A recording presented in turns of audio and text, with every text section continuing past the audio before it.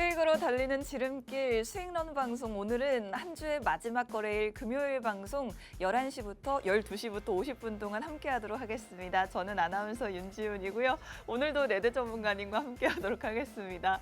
간밤 뉴욕 증시는 3거래일 연속 동반 상승에 성공했습니다. 특히나 나스닥 지수는 3거래일 연속으로 2% 넘게 급등하는 모습을 보여줬는데요.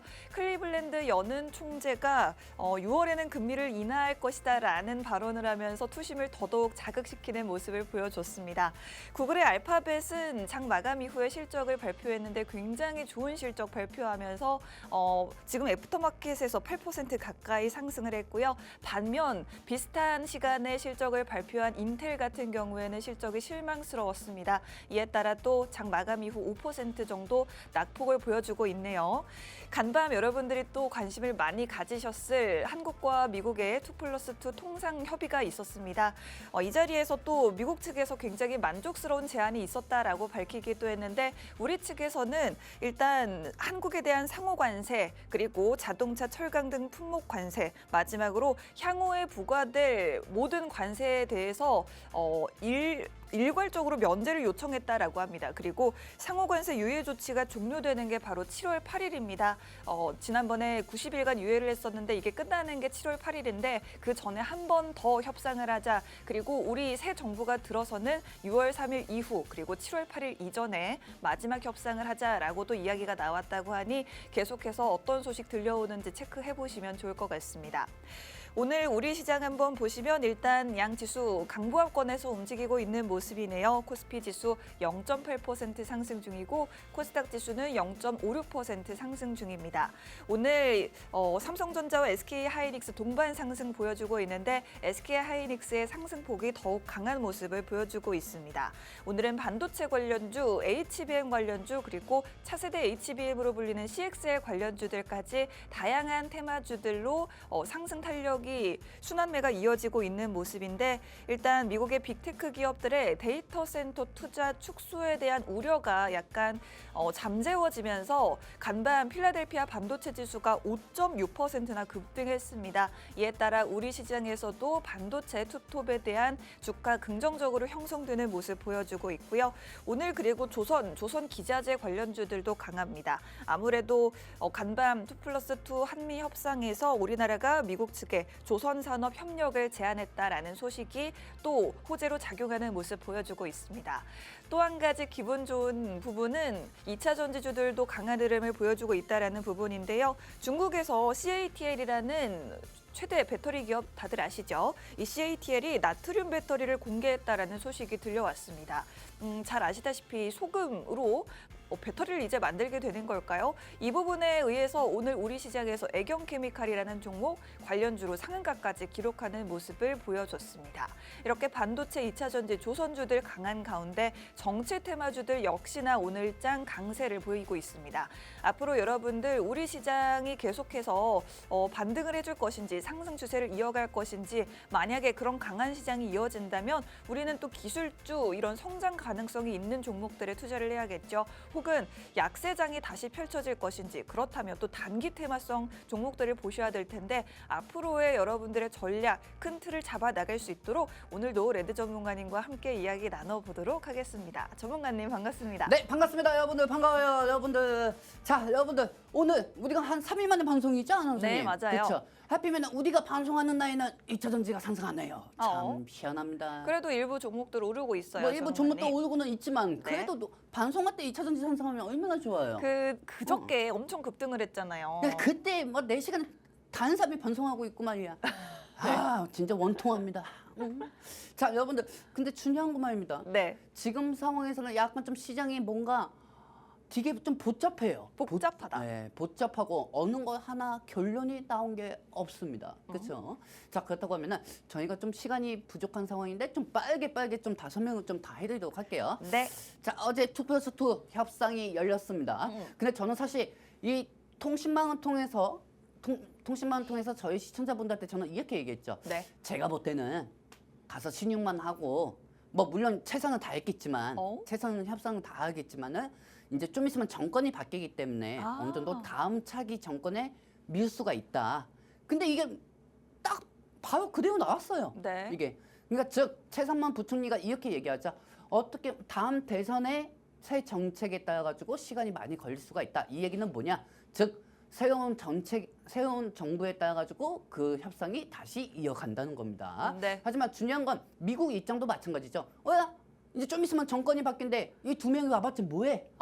한 달 있으면 이제 대한민국 새로운 정권이 바뀌는데 그렇기 때문에 어제 1시간 만에 회담이 끝난 겁니다. 네. 물만 한 20분 정도 먹고 사진 찍는데 10분 걸리고 30분 동안 얘기했다고 합니다. 네. 그러면 우리가 다 아는 부분에서만 레퍼토리가 똑같은 부분이에요. 그렇기 때문에 대선 이후 재협상을 할 거고요. 네. 이렇게 되면은 어디까지나 못해도 우리가 6월 3일 이제 딱 한 달만 버티면은 어느 정도 이제 대한민국은 새로운 정부가 생기고요. 그리고 그동안 주도했던 정치주 이런 종목들이 어느 정도 이제 차익이 될 수가 있겠죠.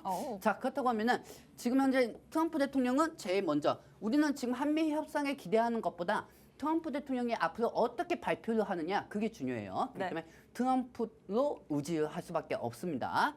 자, 일단 트럼프 전문가님이 이제 좀 있으면 자동차 관세 곧 발표될 것 같아요. 안 선생님은 이 중에서 일부가 완화가 될 것 같습니까? 아니면 전부 다 완화가 될 것 같습니까? 잘 모르겠습니다. 아마 일부 완화로 좀 시작이 되지 않을까요?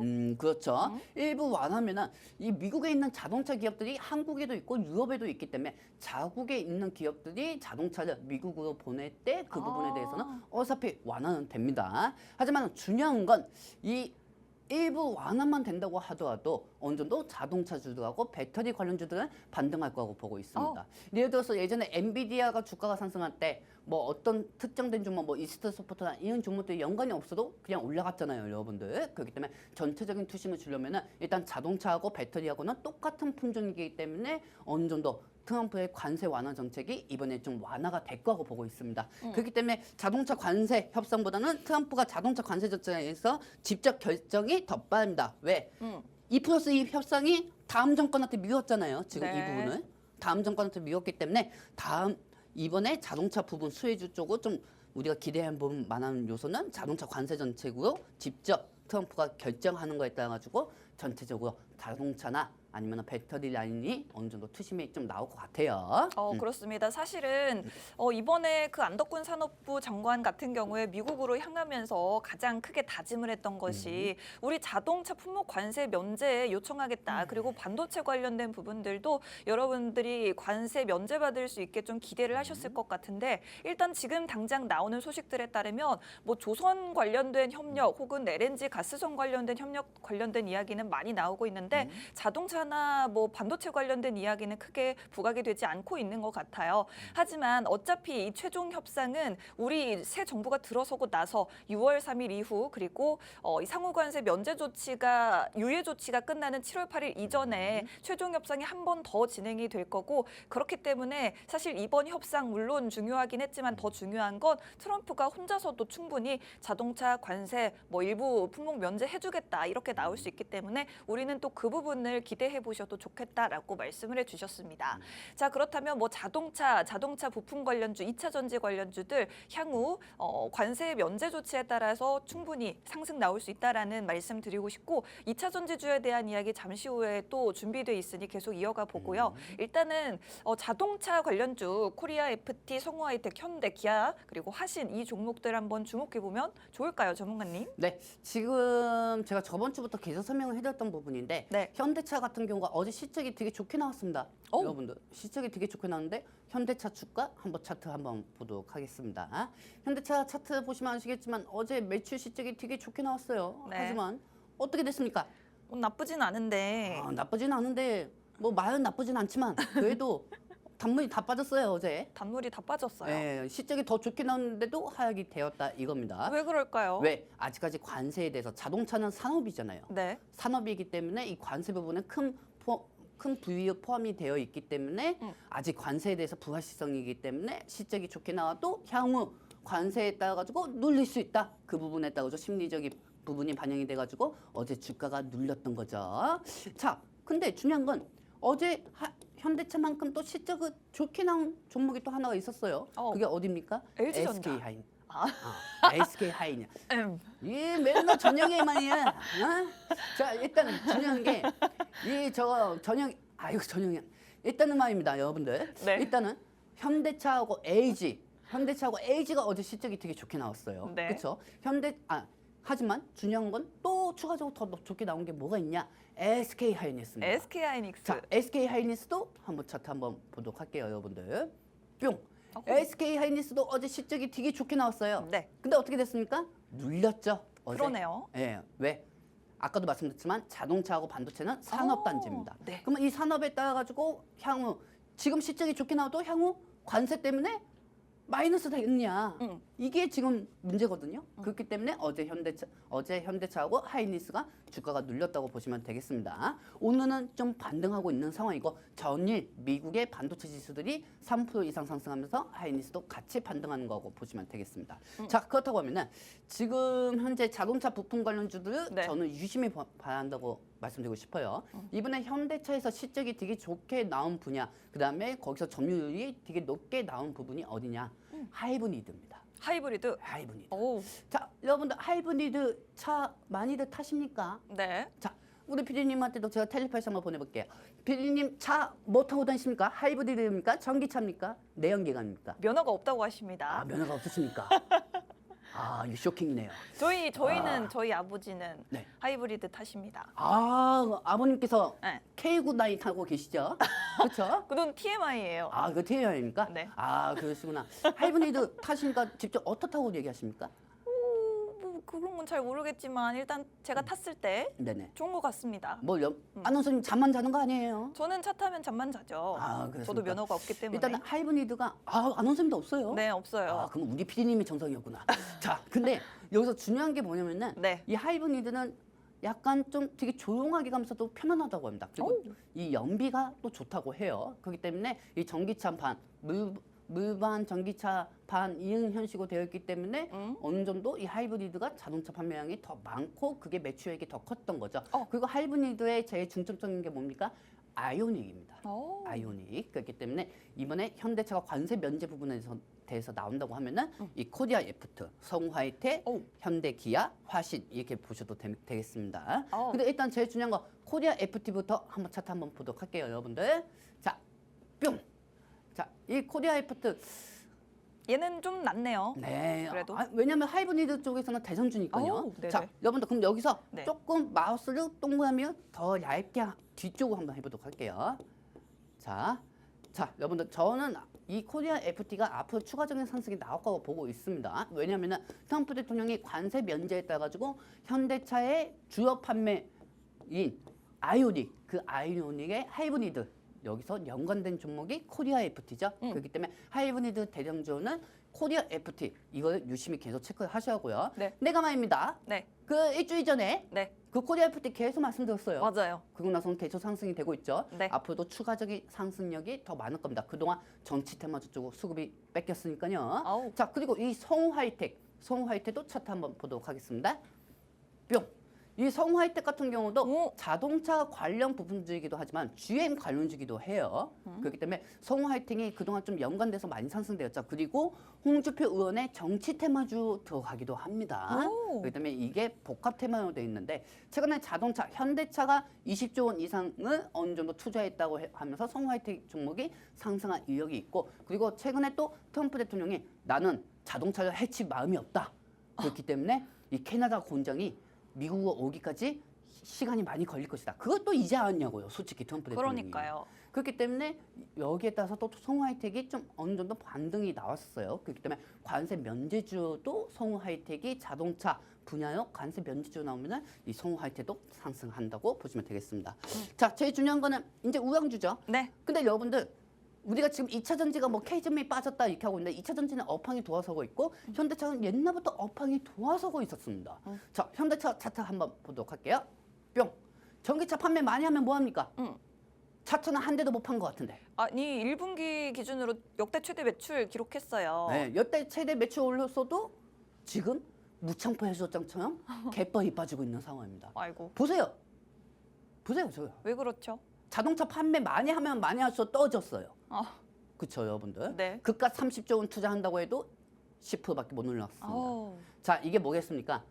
외부적인 환경이 정말 무서운 거예요. 네. 시장이. 외부적인 환경 때문에 아무리 많이 판매돼도 차트가 저렇게 된 거죠. 하지만 이번에 관세 면제 부분으로 인해 가지고 어느 정도 수혜를 현대하고 기아가 볼 수 있습니다. 그리고 오늘 제일 중요한 거 내가 여기다가는 못 썼지만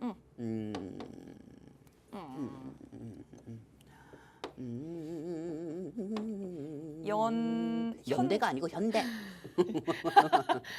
자, 현대공업. 자, 여러분들 일단은 전후만입니다, 여러분들. 네. 현대차가 앞으로 추가적으로 자동차 관세 면제 부분에 대해서 트럼프가 얘기한다고 하면 못해도 10%에서 12% 정도까지는 추가적인 상승이 있다고 보고 있습니다. 근데 이 설명을 드리기 전에 오늘 기아 자동차의 실적이 발표가 남아 있습니다. 오. 자, 여러분들 기아 차트 한번 보도록 하겠습니다. 뿅. 자, 기아도 기아. 역시나 실적 좋겠죠? 내가 야구 기아 팬인데 말입니다. 오, 그렇구나. 그 광주 아닌가요, 전문가님? 그 지역은 상관없습니다. 그래요.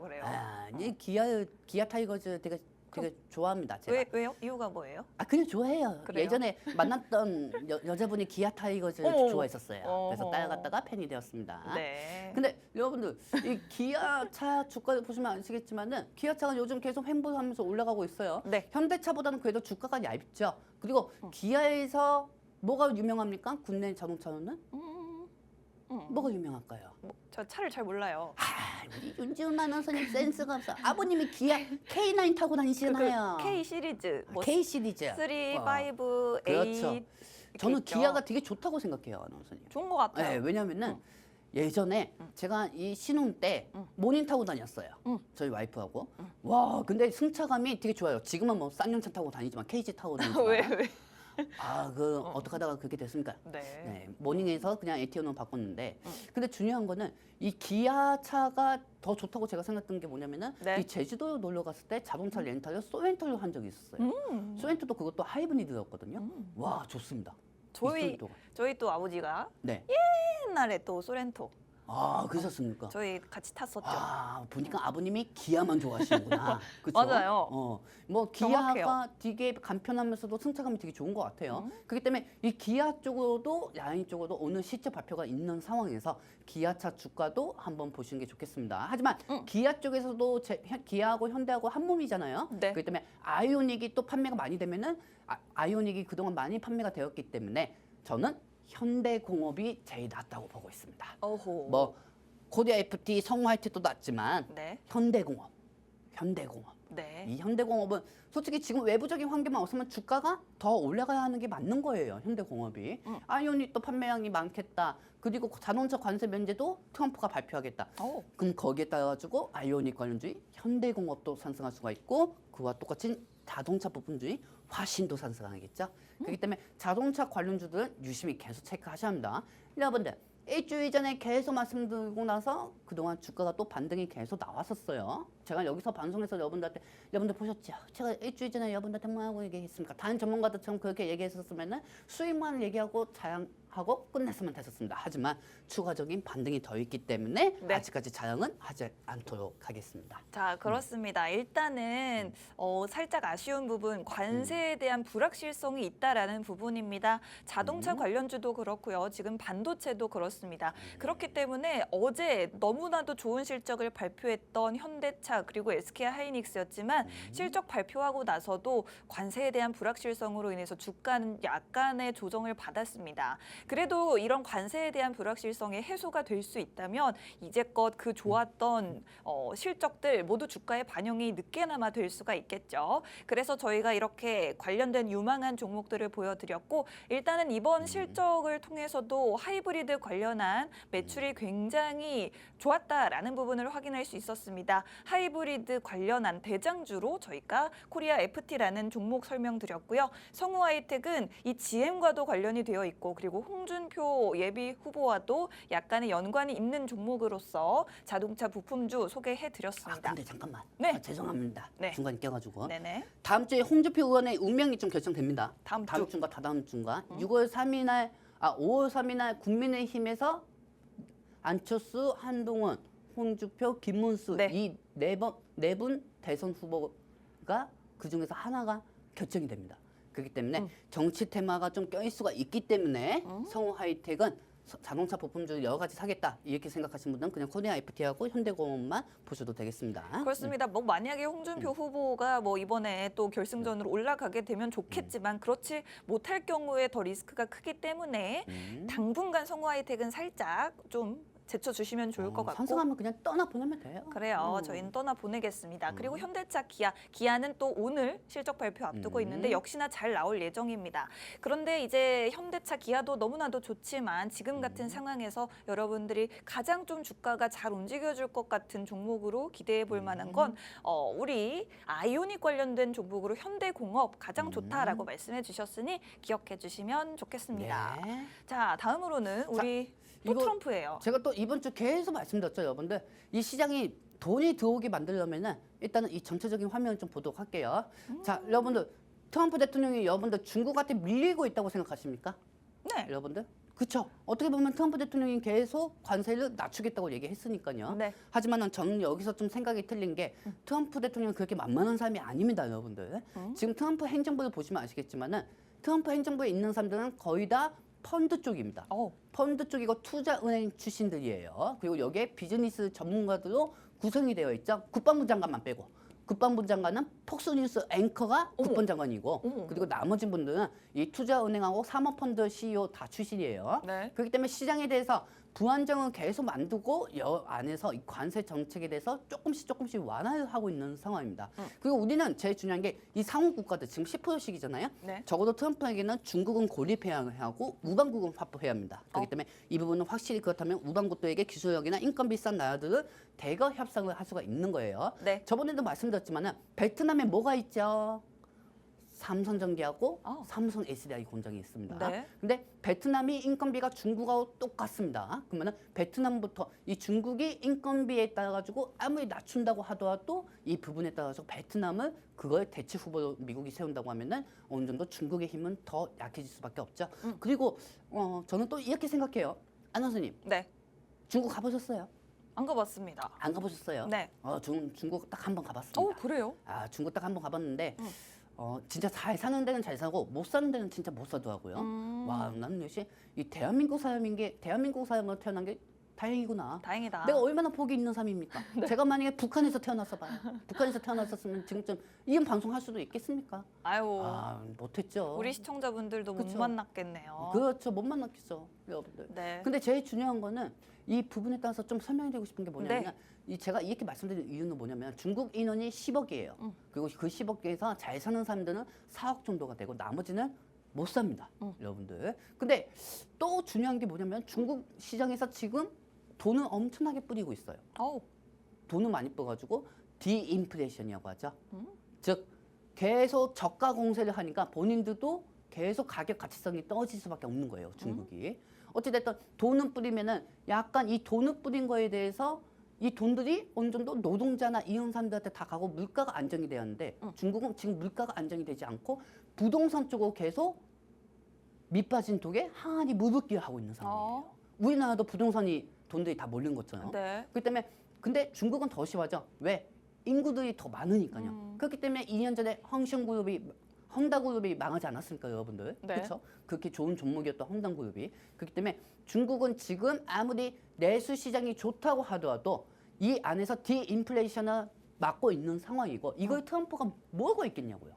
트럼프 대통령 알고 있습니다. 그리고 트럼프 대통령이 중국의 큰 약점을 잡고 있는 게 뭐냐면은 중국의 디인플레이션이고 그리고 중국 입장에서는 미국이 수출국 1위예요. 수출국 1위예요. 그렇기 때문에 중국이 미국한테 그 수출이 어느 정도 차단이 되면 중국은 더 타격이 될 수밖에 없습니다. 트럼프 대통령은 지금 이걸 노리고 있는 거예요. 근데 여러분들 입장에서는 트럼프가 그래도 밀리고 있으니까 화해 손짓을 하고 있구나 이렇게 생각할 수가 있어요. 근데 여러분들 여기도 더 깊숙이 들어가 보면은 트럼프 대통령의 속내를 알 수가 있죠. 어느 정도 상호 관세 국가들하고 협상이 다 진전 중이고 내 편을 만들고 있잖아요. 미국이 내 편을 만들고 있는 상황에서 굳이 중국하고 싸울 필요가 없습니다. 트럼프 입장에서는 145%, 125% 그럴 바에는 뭐하러 거래를 합니까? 안 그렇습니까? 근데 트럼프 대통령이 최근에 이런 얘기합니다. 50%까지 낼 수가 있다고. 50%나 100%나 150%나 똑같은 거예요. 똑같아요. 어떻게 보면 관세가요.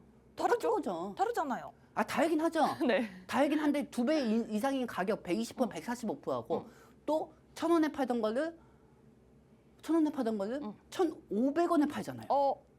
50%라고 하더라도. 네. 그렇죠? 그러면은 중국은 아, 아무리 미국에 수출을 많이 한다고 하더라도 마진이 조금밖에 남지 않겠죠. 여전히 높다. 여전히 높지가 않죠. 네. 그리고 이 유럽 국가들이 다 중국 편일 것 같으니까 미국이 아무리 그렇게 한다고 하더라도 미국 편일 것 같아요. 미국 편이에요. 네. 왜냐하면은 생각해 보세요.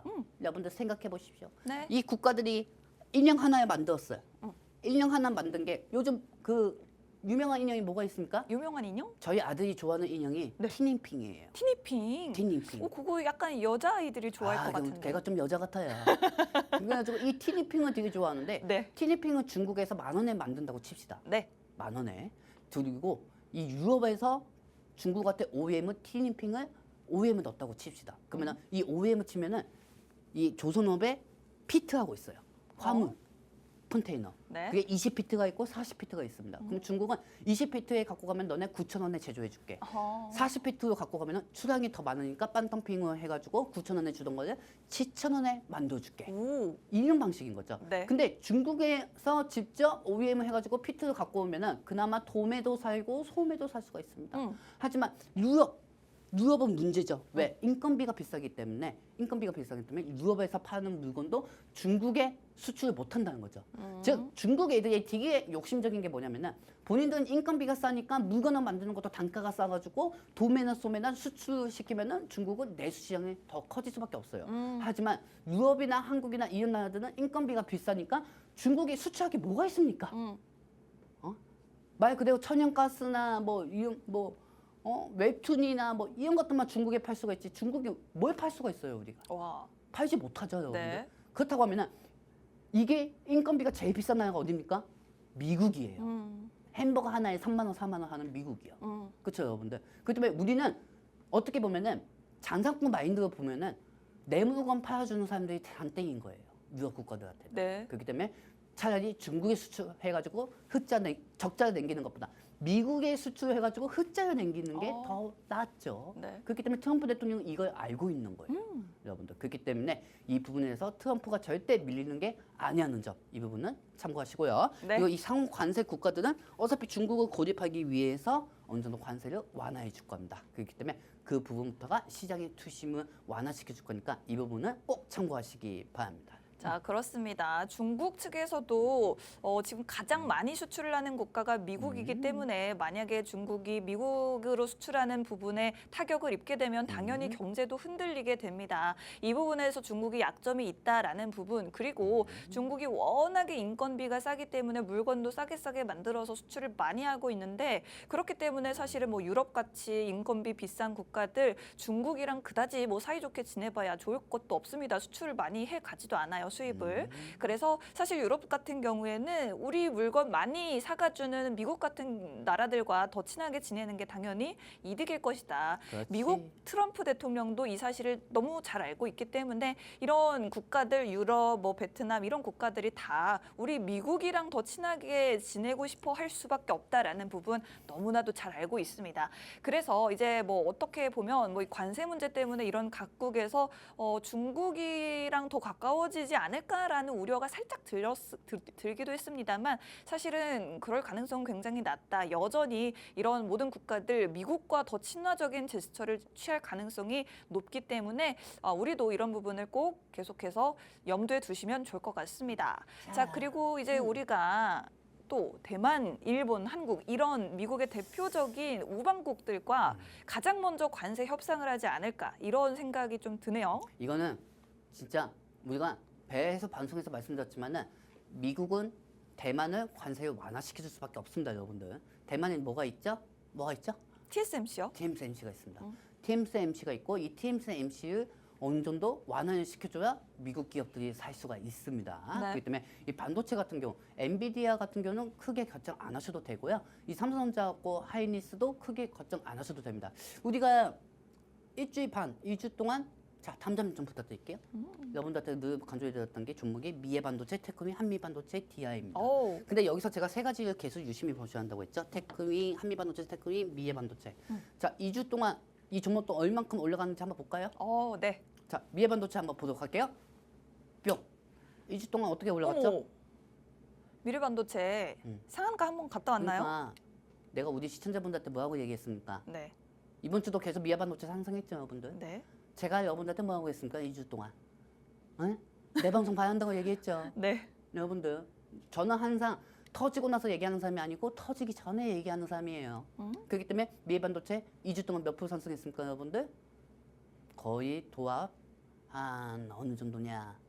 보니까 한 20% 이상은 상승했습니다. 2주 동안 20%에서 30% 정도는 상승한 것 같아요. 우와. 중간에 윗골이 달리기도 했지만 네. 그렇기 때문에 이 대만 부분을 하고 그리고 여기서 또 중요한 게 반도체 관세 부분에 대해서 완화가 될 수가 있다. 그리고 하이닉스 실적에 대해서 이 통신망을 통해서도 계속 정리를 해드렸죠. 그렇기 때문에 이 미래 반도체도 어느 정도 상승했다고 보시면 됩니다. 네. 자, 2주 동안 아는 선도 기억나시잖아요. 우리가 2주 동안 이것만 방송했었잖아요. 반도체에서. 계속 말씀드렸어요. 네, 그렇죠. 그리고 이번에는 테크윈 한번 보도록 할게요.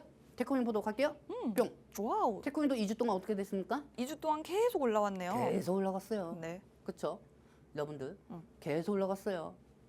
제가 왜 2주 동안 방송에서 계속 이렇게 말씀드린 이유 아시겠죠, 여러분들? 네, 이번 한 주 동안에만 10% 올랐어요. 네. 자, 그리고 한미 반도체도 한번 보도록 할게요. 네. 여러분들, 한미 반도체도 보도록 하겠습니다. 오, 2주 동안 어떻게 됐습니까? 한미반도체가 제일 많이 오른 것 같은데요. 그렇죠. 계속 올라갔어요. 네. 여러분들. 자, 여러분들 이제야 좀 아시겠습니까? 어? 네. 내가 2주 동안 계속 하루 상승하고 다음날 방송에서 내가 자랑하는 사람이 아니에요. 네. 여러분들. 왜냐하면 방송에서 계속 아무리 정치 테마주들 움직이고 2차 전지가 누린다고 해도 반도체 라인 쪽으로도 상승할 타이밍을 여러분들한테 다 보여드렸던 거죠. 왜 상승했을까? 그러면은 다시 도입해서 왜 상승했을까? 왜 상승했을까요? 자, 일단 첫 번째는 상호 관세에 대해서 어느 정도 완화 기대감이 있다. 첫 번째로 그 이유를 설명해 드렸고 네. 두 번째 대만 부분을 통해 가지고 관세가 완화가 슬금시 조금씩 기대감이 형성이 될 수가 있다. 그 두 번째로 설명해 드렸고 세 번째는 뭐겠습니까? 세 번째 같은 경우는 이 반도체 부분에서 어차피 완화될 수밖에 없고 중국의 반사 이익을 볼 수밖에 없다.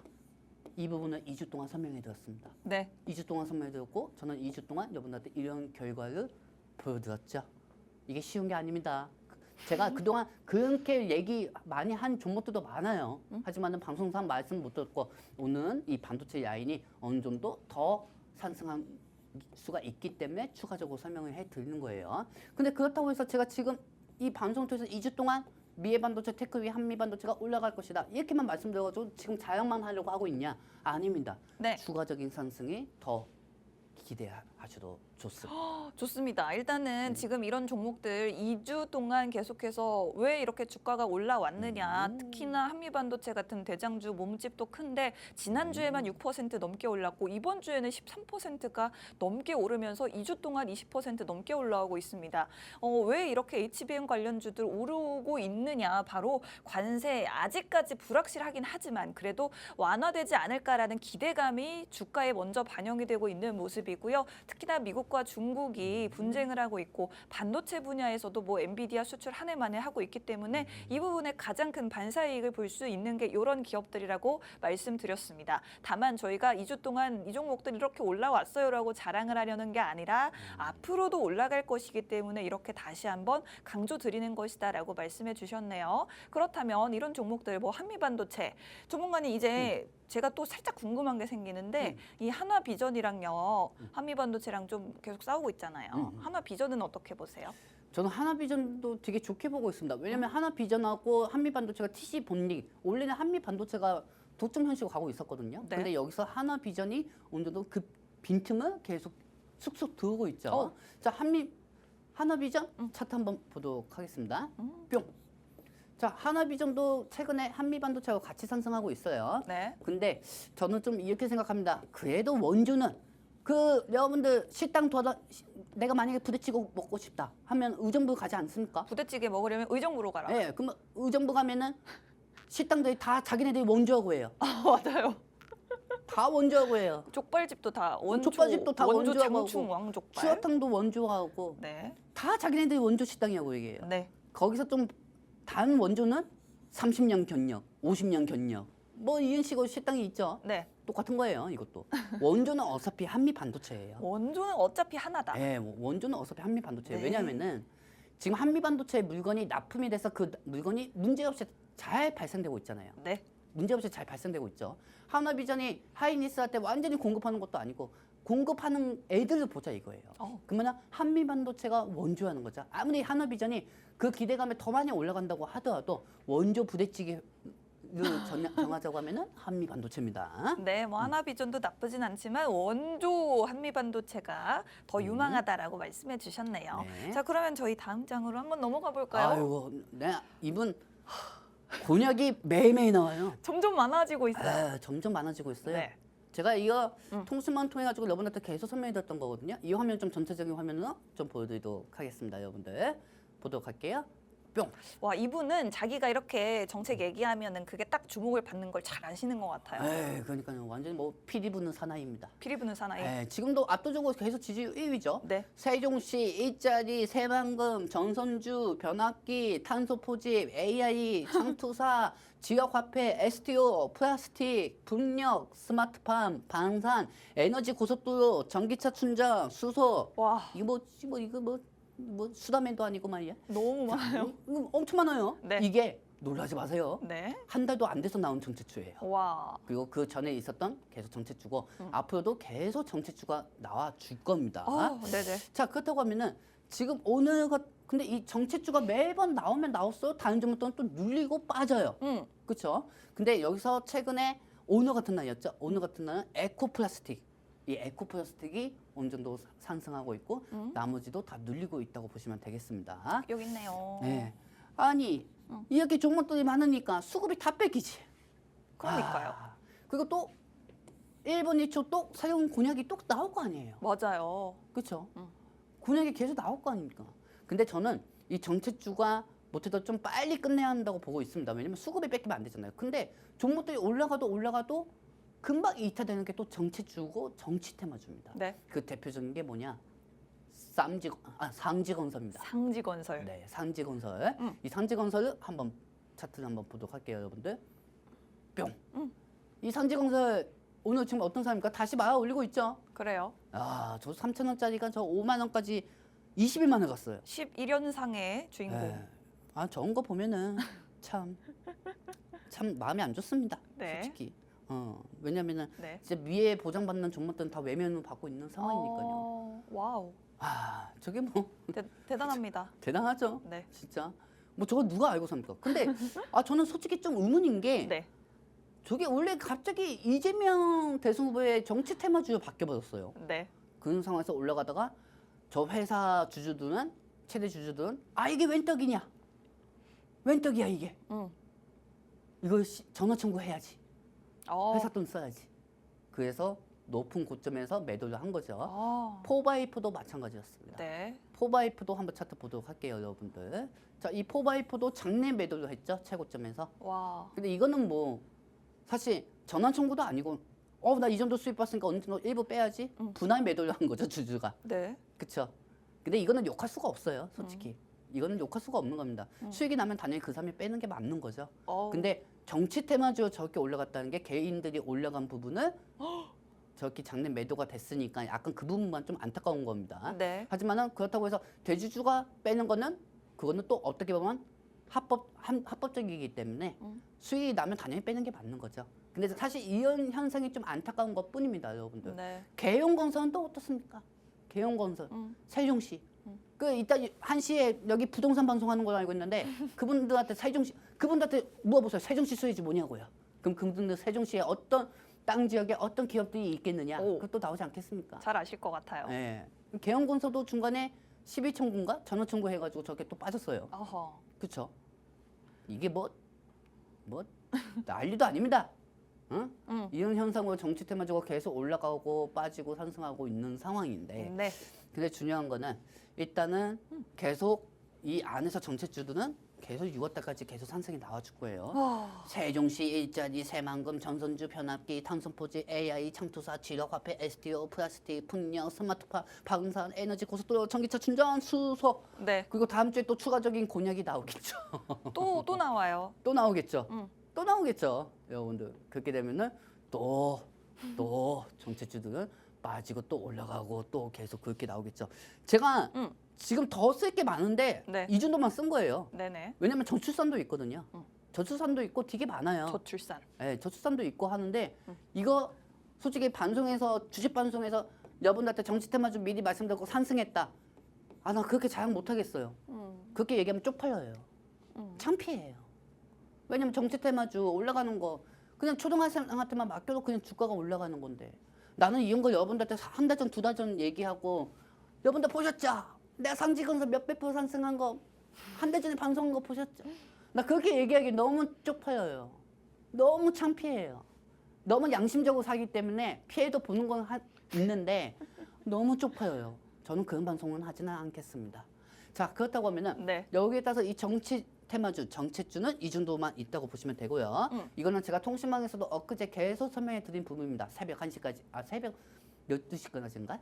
계속 설명해 드렸던 부분이죠. 그 부분에 따라서 계속 상승은 나오고는 있지만은 저는 웬만하면 정체주는 안 하는 사람이기 때문에 이 부분 참고하시기 바랍니다. 그렇다면 우리는 정말 의미 있는 투자처를 찾아봐야 될 텐데 자, 그렇다면 뭐 2차 전지 관련주도 우리 정책의 수혜를 볼 수 있다고요, 전문가님? 네, 왜냐하면은 이제 이재명 대선 후보가 대한민국에서 자체 정책으로만 움직일 수는 없습니다. 그리고 저는 이재명 대표 의원한테 이재명 대선 후보한테 또 이런 말씀을 좀 드리고 싶어요. 네. 저는 빨간색 그거 아닙니다. 오해하지 마십시오. 네네. 위에 파란색도 입었고요. 네. 그 닉네임이 예를 들어서 말씀드리는 겁니다. 네. 코스피 5천원 만드신다고 했는데 시장이 코스피 5천이 될 수가 없습니다. 오. 5천이 되면 삼성전자가 30만 원 가야 돼요. 어. 삼성전자가 30만 원 가야 하고 LG 에너지 솔루션이 100 몇십만 원까지 가야 합니다. 근데 중요한 건 이 상법 개정은 되게 잘하신 거거든요. 근데 네. 이 시장은 외부적인 환경이 제일 큰 적수예요. 공공의 적이에요. 외부적인 환경. 트럼프 대통령 때문에 우리가 주가가 이렇게 계속 빠지고 있지 않습니까? 그렇기 때문에 이 외부적인 환경을 개선을 못하면은 이 부분에 따라서 코스피 5천은 힘듭니다. 3천까지만 가더라도 성공한 거예요. 솔직히. 그럼요. 근데 가능할 것 같기도 합니다. 왜냐면 이 예전에 경기도지사 뭐 이런 부분을 해가지고 어느 정도 공약은 지킨 게 있으니까 그렇기 때문에 그 부분만 보고 만약에 대통령이 된다고 하시면은 코스피 5층보다는 3층으로 가는 게 낫지 않을까 목표를 그게 제일 현실적인 답안이라고 보고 있습니다. 그리고 제가 이 얘기를 하는 이유가 있어요. 민주당 쪽에서 인원들이 더 많습니다. 그리고 IR 부분은 아까도 말씀드렸지만 대한민국 정책만으로 대한민국을 운영할 수는 없습니다. 외부적인 환경, 국제 정세에 따라 가지고 트럼프하고 어떻게 대응을 하겠냐. 우리나라 기업들도 살려야 하잖아. 그렇죠? 지금 이재명 대선 후보가 저는 어떻게 보면 이재명 대선 후보가 기업들 정책도 어느 정도 준비하고 있을 거라고 보고 있습니다. 왜? 우리나라 기업들이 유럽에 다 가 있고 미국에 가 있는데 지금 보조금 가지고 또 협박하고 관세 가지고 협박하고 하니까 이 부분에 대해서 이재명 대선 후보가 어느 정도 트럼프한테 어떻게 대응을 할 것이냐. 그 부분에 따라서 정책이 나올 겁니다. 그러면은 그 정책이 IRA, 한국판 IRA 부분으로 민주당 인원들만으로도 통과시킬 수 있는 이 부분이 주가를 반등시킬 수 있을 거라고 보고 있어요. 그렇기 때문에 에코프로의 NNF가 양극재가 상승이 나와 줄 거고요. 네. 여러분들 이 NNF 한번 차트 한번 보도록 할게요, 여러분들.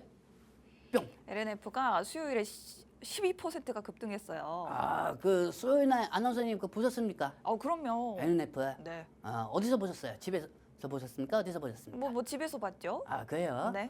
걸려들지 않는구만. 왜요? 지금 물어봤습니다. 자, 여러분, 네. 이 NNF 같은 경우가 엊그제 12% 정도가 상승했습니다. 와. 사실 일론 머스크가 복귀했다고 해서 NNF가 저렇게 상승합니까? NNF가 3조 5천억 계약해도 저 정도 상승 못했어요. 그걸 왜 오른 거죠? 즉 NNF가 테슬라가 어느 정도 오너가 복귀하니까 이 테슬라하고 연관이 되어 있는 게 NNF입니다. 그리고 이 하이니케 양극재는 에코프로비엠 에코프로보다도 더 유명한 더 하이니케 쪽으로 용량이 더 할 수 있고 타이중국을 할 수 있는 게 NNF예요. 그리고 지금 현 상황에만 주가만 보고 판단하지 마세요. NNF는 우리가 2차 선지 같은 경우는 23년도에 엄청나게 광기였어요. 그렇죠? 근데 NNF 자체는 22년도하고 21년도에 거의 그때는 20만 원대였어요. 네. IRA 저거 뭐냐 23년도에 상승하는 것보다. 자, NNF 한번 보도록 할게요. NNF 같은 경우는 22년도하고 22년도쯤에 거의 20만 원대였어요. 와, 네네. 그렇기 때문에 저는 NNF 목표가 13만 원 잡고 갑니다.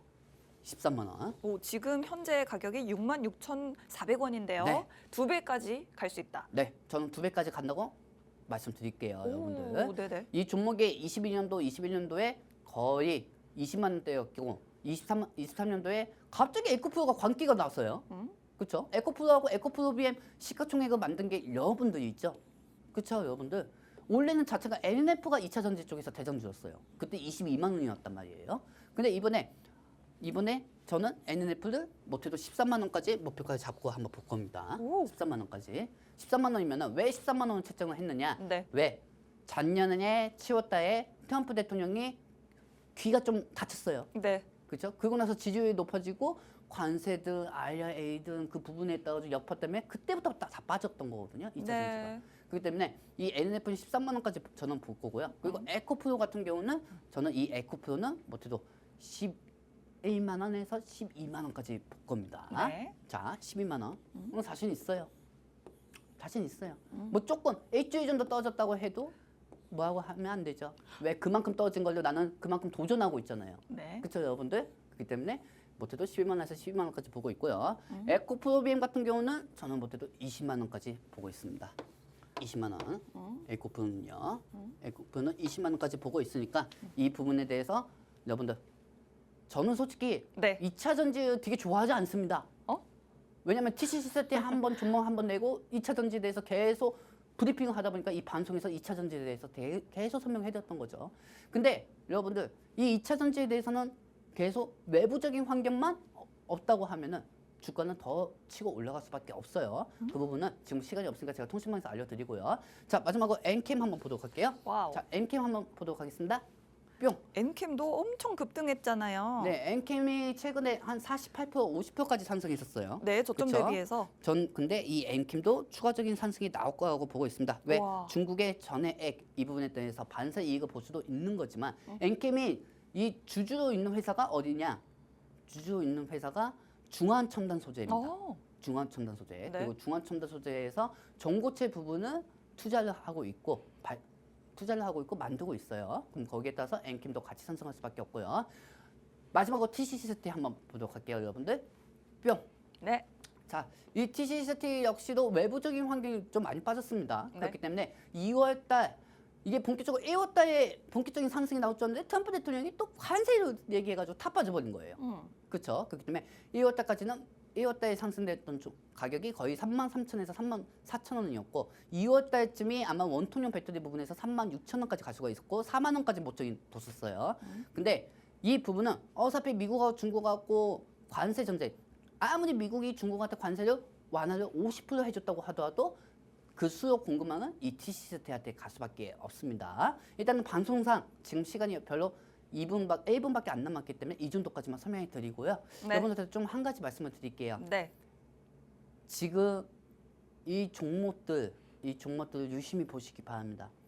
그리고 그동안 외부적인 환경 때문에 빠진 것뿐이고 업황은 살아나고 있습니다. 2차 전지는. 그렇기 때문에 이 부분에 따라서는 추가적인 설명은 통신만 통해서 알려드릴 거고요.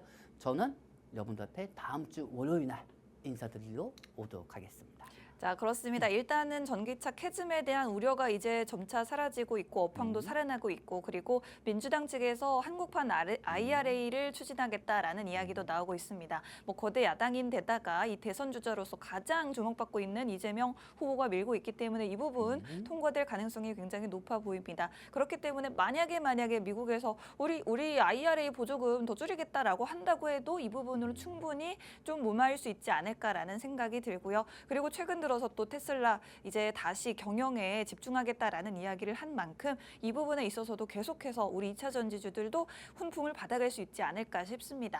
일단 이번 주 수요일장에서 2차 전지주들 일제히 굉장히 강한 상승이 나와줬는데 다시 한번 계속해서 이런 흐름이 이어져 가기를 바라보도록 하겠습니다. 자, 그럼 우리 벌써 방송을 마쳐야 될 시간이 왔네요. 본 방송에서 제공해드리는 정보는 투자 판단에 대한 조언일 뿐 주가 상승 하락을 보장하지 않는다는 점 유의하시기 바랍니다. 저희는 다음 주 월요일 12시에 다시 찾아뵙겠습니다. 고맙습니다.